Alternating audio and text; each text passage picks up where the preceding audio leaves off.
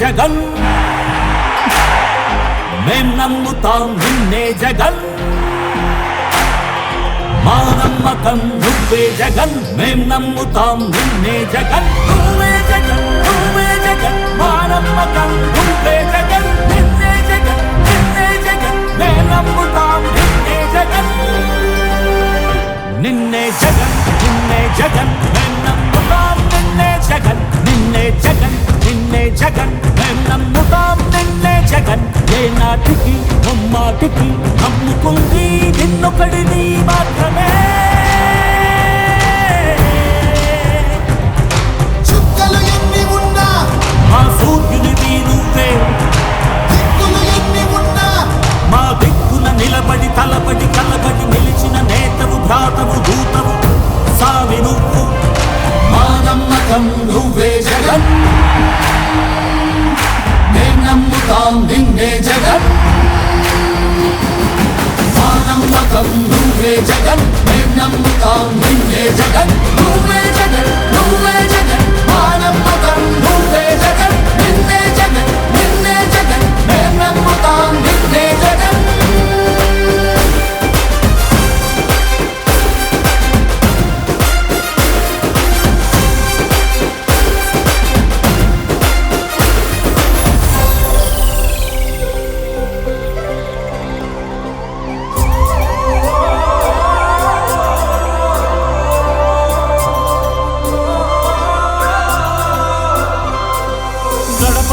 నడిచొచ్చబడుగు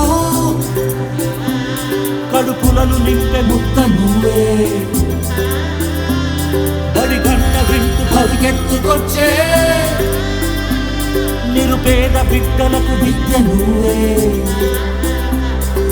కంటి నీరు తుడిచే మా అమ్మవుడి నువ్వే మేలు కొడుకు మా బతుకు మలుపు రేపటి గెలుపు నువ్వే జగన్ మా నమ్మకం నువ్వే జగన్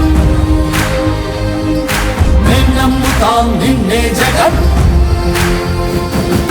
మా నమ్మకం నువ్వే జగన్ మేం నమ్ముతాం నిన్నే జగన్ నువ్వే జగన్ నువ్వే జగన్ మా నమ్మకం నువ్వే జగన్ నిన్నే జగన్ నిన్నే జగన్ మేం నమ్ముతాం నిన్నే జగన్ మా నమ్మకం నువ్వే జగన్ మేం నమ్ముతాం నిన్నే జగన్ నువ్వే జగన్ నువ్వే జగన్ మా నమ్మకం నువ్వే జగన్ నిన్నే జగన్ నిన్నే జగన్ మేం నమ్ముతాం నిన్నే జగన్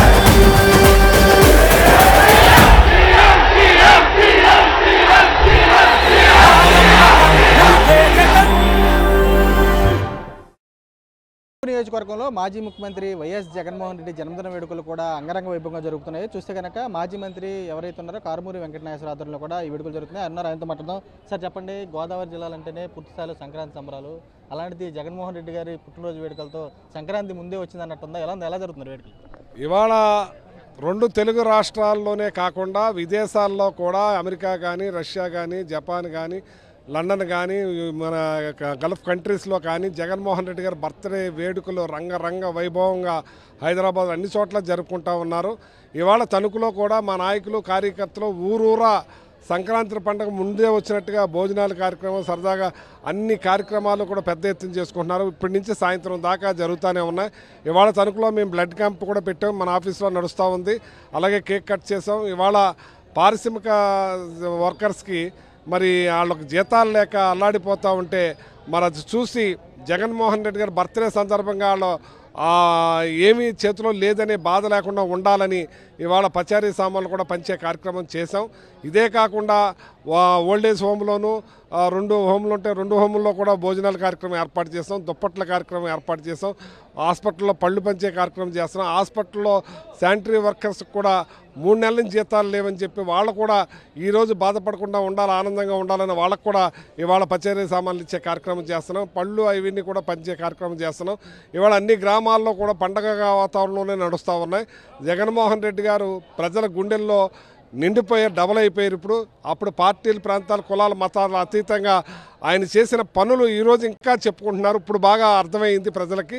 అంచేత జగన్మోహన్ రెడ్డి గారే రావాలి, కావాలి అనుకుంటున్నారు.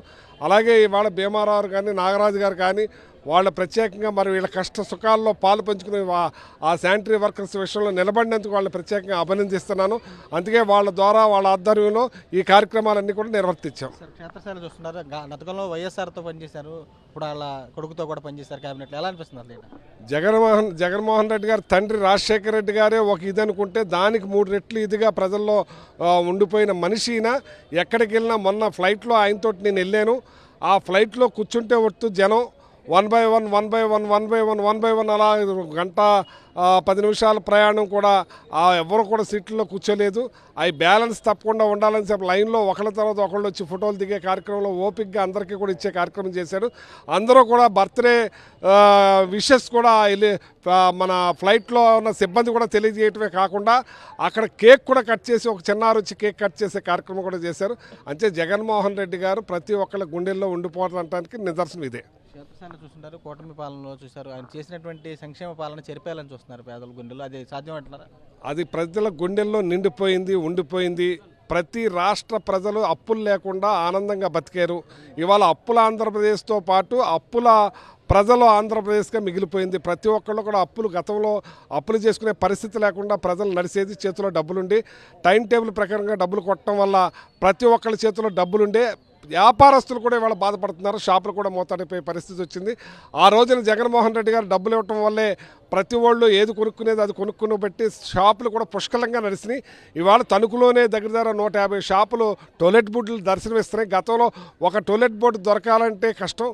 అలాంటి బిజీగా ఉండే షాపులు ఇవాళ వెలవెలబోతున్నాయని చెప్పి తెలియజేస్తున్నారు. మెడికల్ కాలేజీలు తెచ్చారు, అలాంటి వ్యవస్థ, విద్యా వ్యవస్థ కానీ, వైద్యులు కానీ, అన్ని రంగాల్లో ఆయన చెరగని ముద్ర వేశారు. అలాంటి తీసేయాలని చెప్పి ప్రయత్నాలు చేస్తారు. సాధ్యమైందంటారు అన్న? ఇప్పుడు మనిషికి భోజనం పెడతా ఆపేస్తే పెట్టేవాడిని గుర్తుపెట్టుకుంటారు కానీ పెట్టినోడిని గుర్తుపెట్టుకోరు. వీళ్ళు ఎప్పుడు కూడా చరిత్రహీనులుగా మిగిలిపోయే పరిస్థితి వాళ్ళ గుండెల్లో ఉండిపోతుంది.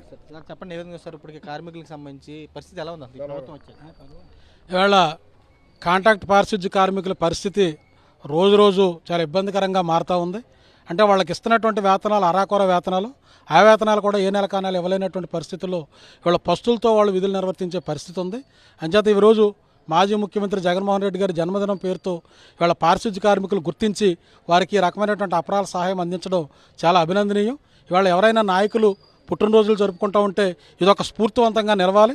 వీళ్ళ పట్టడుగున ఉన్నటువంటి ప్రజల యొక్క ఆరోగ్యాన్ని పరిరక్షించేటువంటి పారిశుద్ధ్య పనులు నిర్వహిస్తూ అరకొర వేతనాలతో జీవనం సాగిస్తున్నటువంటి కార్మికులను గుర్తు చేసుకొని వాళ్ళకి చేయూతనివ్వడం అనేటువంటి దాన్ని మేము బాగా అభినందనిస్తూ ఉన్నాం. వారికి మరింత ఉన్నతినిచ్చేదానికి, వారి భవిష్యత్తులో బాగా నిలదొక్కునే దానికోసం మరింతగా మీ సేవా కార్యక్రమాలు అందించాలని కోరుకుంటా ఉన్నాం. చెప్పండి, ఏ విధంగా చూస్తారు? ఎలా ఉంది అసలు పరిస్థితి? కూటమి ప్రభుత్వం వచ్చిన తర్వాత కార్మికుల పరిస్థితి ఎలా ఉంది? ఇప్పుడు పారిశుద్ధ్య కార్మికులకి 4 రోజులు 3 నెలల పాటు జీతాలు లేవు. వాళ్ళు చాలా ఇబ్బంది పడతా ఉన్నారు.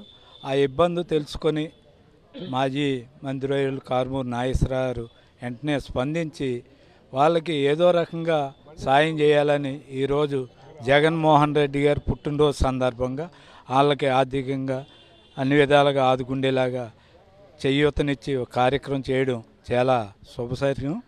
మేము దాన్ని ప్రత్యేకంగా ఆయనకి కార్మికుల తరఫున, యూనియన్ల తరఫున ప్రత్యేకమైన ధన్యవాదాలు తెలియజేస్తాం. క్షేత్రస్థాయిలో కూడా అయితే జగన్మోహన్ రెడ్డి పుట్టినరోజు వేడుకలకు సంబంధించి కూడా ఓవరాల్గా తణుకు నియోజకవర్గ వ్యాప్తంగా కూడా వైభవంగా నిర్వహిస్తున్నామని చెబుతున్నారు. మరేపు ఒకవైపు రక్తదాన శిబిరాలతో పాటు మరేపు ఎవరైతే పారిశుద్ధ్య కార్మికులకు సంబంధించి 3 నెలల నుంచి జీతాలు లేక ఇబ్బందులు పడుతున్నటువంటి వారికి కూడా నిత్యావసర సరుకులు కూడా అందజేస్తామని చెప్పి ఆయన కూడా స్పష్టం చేస్తున్నారు.